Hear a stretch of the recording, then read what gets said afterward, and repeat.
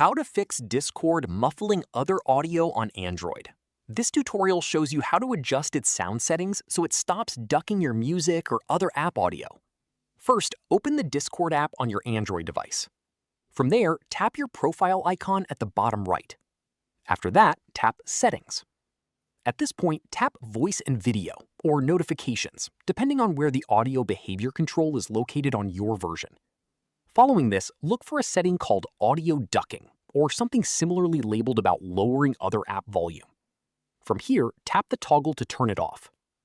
Once disabled, other audio, like music or videos playing in a different app, should stay at full volume instead of getting muffled whenever Discord makes a sound.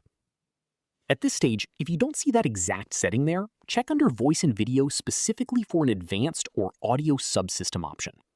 Following this, tap on that section. From here, review the settings shown and disable anything related to background audio ducking or automatic volume adjustment. That's how you fix Discord muffling other audio on Android. If this helped, drop a like, subscribe for more Android tutorials, and hit the bell so you don't miss the next one. Catch you then!